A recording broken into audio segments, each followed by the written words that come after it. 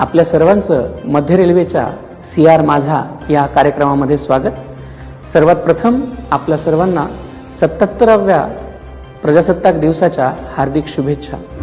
मध्य रेल्वेवरती आपण सातत्यानं प्रवाशांच्या सोयीसाठी आणि समाजाच्या जागृतीकरणासाठी विशेष प्रकल्प राबवत असतो। या सर्व प्रकल्पांच्या माध्यमातून आपण सातत्यानं प्रवाशांसाठी सोयी सुविधांमध्ये वृद्धी करतो आहोत।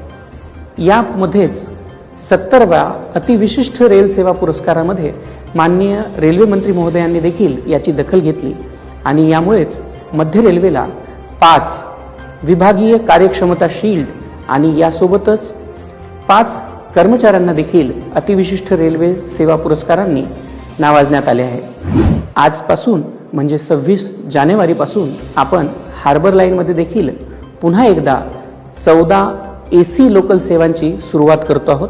या AC लोकल सेवांच्या माध्यमातून आपण सर्व प्रवाशांना त्यांची जी बऱ्याच दिवसाची प्रलंबित मागणी होती ती पूर्ण करण्याचा प्रयत्न करतो आहोत। या 14 लोकलसह आता मध्य रेल्वेवरती धावणाऱ्या AC लोकलची संख्या 94 झालेली आहे।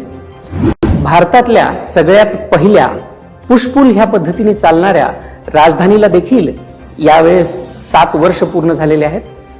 छत्रपती शिवाजी महाराज टर्मिनस वरून हजरत निजामुद्दीन पर्यंत पोहोचणाऱ्या आणि देशाच्या अनेक आतापर्यंत कनेक्ट नसलेल्या जागांना आणि स्थानकांना दिल्ली आणि मुंबई सोबत राजधानीच्या माध्यमातून जोडणाऱ्या या गाडीची आत्ताच 7 वर्ष पूर्ण केलेली आहेत। या गाडीच्या माध्यमातून आपण छत्रपती शिवाजी महाराज टर्मिनस, कल्याण, नाशिक, भुसावळ, इटारसी अशा अनेक स्थानकांवरनं दिल्लीपर्यंत जाणाऱ्या आणि तसेच परतीचा प्रवास करणाऱ्या सर्व प्रवाशांना ही एक सेवा उपलब्ध करून दिलेली आहे, ज्या सेवेला प्रवाशांकडनं अत्यंत चांगला असा रिस्पॉन्स सातत्यानं मिळत आलेला आहे। या आणि अशाच प्रवाशांसाठी महत्त्वाच्या आणि सोबतच मध्य रेल्वेच्या उपलब्धी दर्शवणाऱ्या पुढच्या कार्यक्रमासाठी आपण आमच्या सोबत जुडलेले राहा।